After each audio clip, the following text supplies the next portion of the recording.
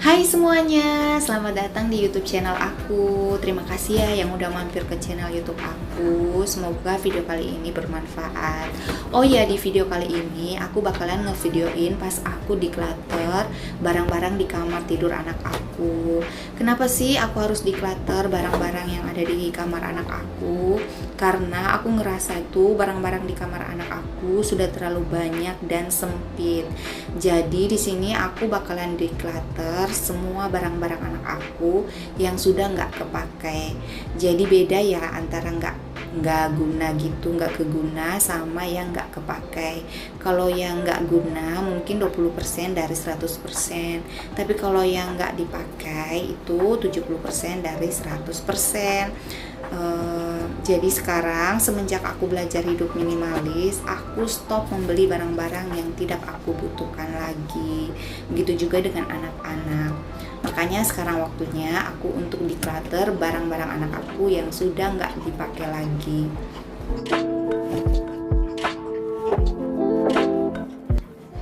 Jadi di sini aku turunin semua buku-buku yang ada di rak sama barang-barang yang ada di rak. Terus nanti aku pilah-pilah lagi mana yang masih dipakai sama mana yang udah nggak dipakai lagi.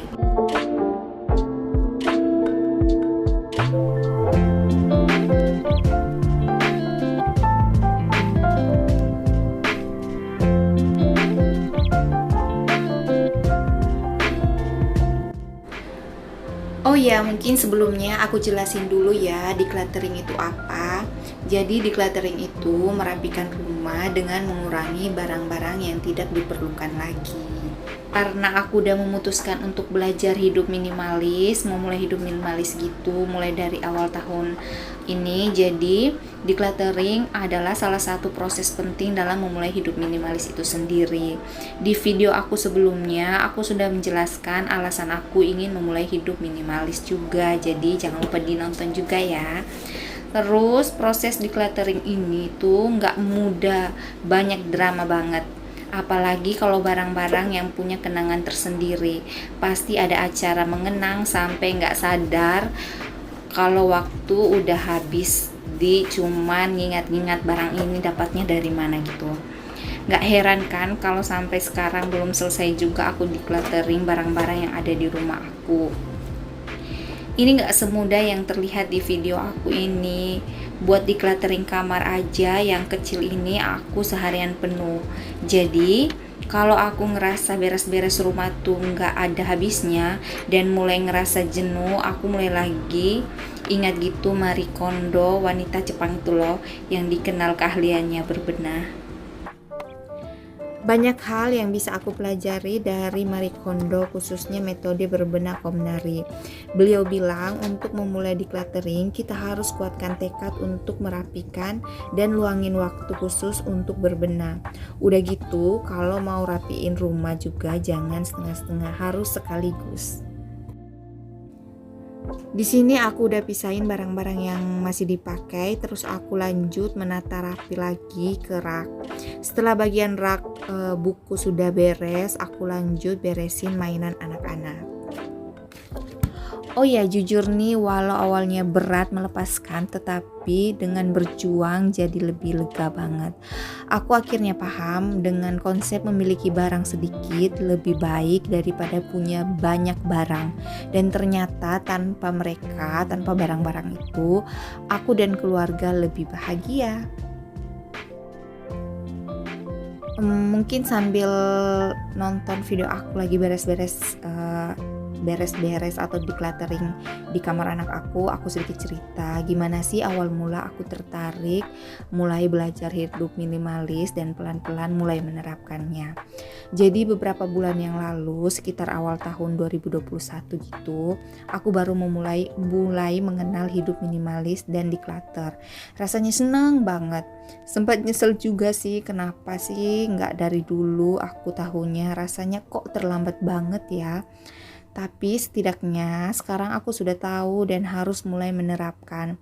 Aku super excited banget gitu. Rasanya kayak diiming-iming mimpi untuk gak ribet beres-beres dan bersih-bersih, punya hidup yang sederhana dan merasa cukup di tengah lingkungan yang makin konsumtif, merasa lebih nyaman di rumah dan lebih pintar mengatur finansial dan energi aku untuk lebih bermanfaat lagi.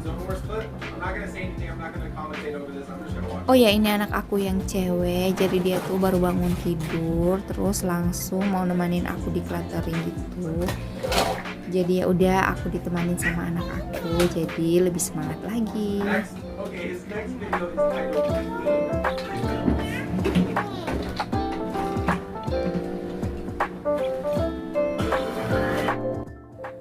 Jadi aku awalnya mulai mencari tahu tentang gaya hidup minimalis ini dengan membaca, kemudian nonton video-video di YouTube.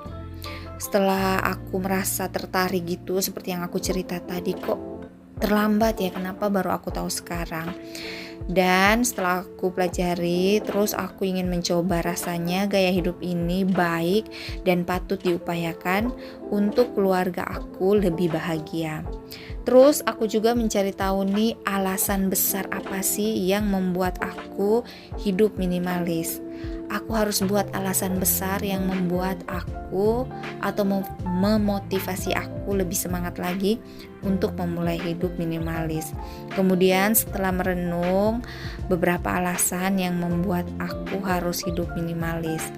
Ada alasan pertama, yang paling pertama itu karena tempat tinggal aku sekarang ini tidak terlalu luas.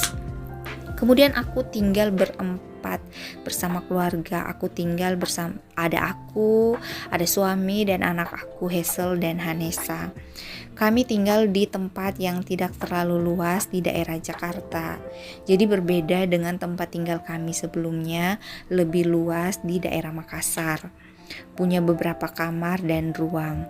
Dulu aku beberapa kali membeli barang-barang yang sebenarnya tidak butuh, bahkan tidak penting, yang akhirnya hanya memenuhi rumah yang memang sudah sempit dan semakin sempit.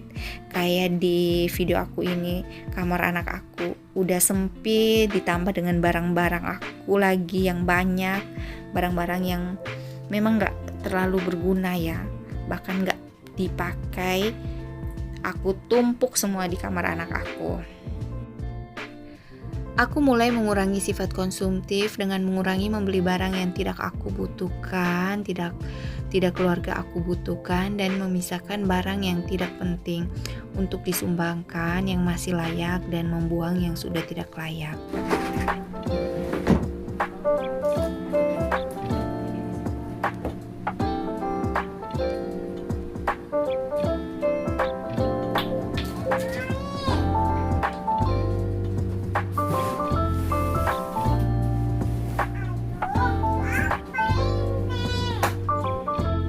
Aku merasa aku dapat terhindar dari rasa gerah dan ruangan di rumah aku terasa luas dan nyaman. Rumah aku terbebas dari tumpukan barang dan menurut aku terlihat lebih bersih dan rapi. Semakin sedikit barang di rumah, semakin ringan pula tugas aku untuk bersih-bersih dan bisa fokus pada anak-anak. Dengan barang yang minimalis, aku juga bisa menghemat banyak waktu dan tenaga untuk menyapu, mengepel. Tidak perlu sewa tenaga orang lain juga untuk melakukan ini. Cukup saya sendiri yang bergerak, terus kan bisa hitung-hitung juga bagian dari olahraga. Sebenarnya cerita tentang alasan besar aku memulai hidup minimalis itu sudah aku ceritain di video aku sebelum ini. Jadi di video aku sebelumnya ini aku udah bersih-bersih rumah aku setelah semuanya sudah aku decluttering gitu. Tapi karena aku mau liatin video aku waktu bersihin, jadi aku buat lagi gini video waktu aku bersihin ruangan-ruangan. Jadi di video ini aku mau kasih waktu aku bersihin kamar anak aku. Oh ya, lanjut lagi. Alasan kedua aku itu karena aku tuh sudah lelah gitu dengan keinginan untuk membeli barang. Aku juga kayak wanita pada umumnya ya, suka dengan kecantikan, fashion, barang-barang dekorasi dan sebagainya. Yang membuat menjadi lelah itu kenapa? Karena ketika aku tergiur dengan online shop yang gak ada matinya itu, gratis ongkir lah, diskon lah dan sebagainya. Tapi kadang aku itu gak ada budgetnya, jadi nyesek gitu. Ataupun kalau aku ada budgetnya, hanya nambah banyak barang aja yang sebenarnya tidak aku pakai dan hanya menjadi pajangan. Jadi aku jadi stres sendiri gitu dan kurang bersyukur. Hampir setiap hari kayaknya aku kurang bersyukur gitu kalau lihat postingan-postingan terus aku nggak beli gitu. Jadi kadang aku tandai dulu sih, dan terus nanti dalam hati aku bilang, nanti kalau aku punya uang aku ambil deh. Tapi ya malah jadi beban pikiran juga sih sebenarnya. Tapi dengan mindset minimalis, aku tidak akan lagi tergiur membeli barang. Jadi aku fokus pada apa yang aku butuhkan, bukan lagi pada apa yang aku inginkan. Menghilangkan pola pikir konsumtif. Mindset minimalis juga membuat pikiran aku lebih terbuka pada hal-hal yang baru yang lebih bermanfaat. Aku udah jelasin 2 alasan aku memulai hidup minimalis, atau alasan besar aku memotivasi untuk memulai hidup minimalis. Sebenarnya sudah ada di video aku sebelumnya 5 alasan besar. Mungkin kalau mau nonton silahkan nonton di video aku sebelumnya 5 alasan besar. Di sini aku hanya jelasin 2 aja, karena takutnya nggak cukup waktunya. Oh ya, ini sekarang aku setelah aku pilah-pilah, aku misahin gitu barang-barang yang mau aku sumbangkan sama mau aku buang.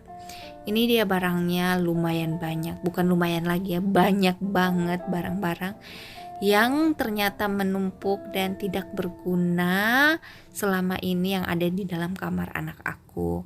Ini baru kamar anak aku aja ya, belum ruangan-ruangan yang lain. Oke, selanjutnya aku rapiin lagi yang masih ada perintilan-perintilan kecil ini. Mau aku buang. Terus aku mau lanjut bersihin kamar anak aku, menyapu dan ngepel gitu.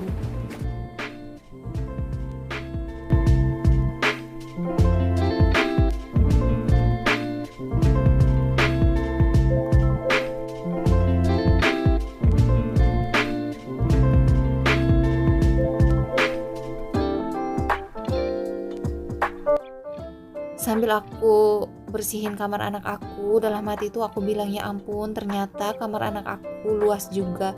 Kenapa nggak dari dulu? Kenapa selama ini barang-barang yang nggak berguna aku simpan di kamar anak aku?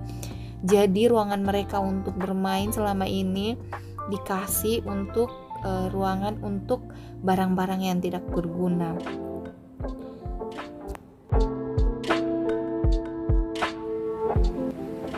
Yeay, akhirnya finish. Jadi ini itu selesainya malam. Dan aku senang banget karena kamar anak aku tuh jadi luas banget. Dan mereka punya ruang untuk main-main di kamar mereka. Kenapa nggak dari dulu, ya ampun. Oke, aku mau tambahin karpet lagi biar mereka bisa main-main di sini.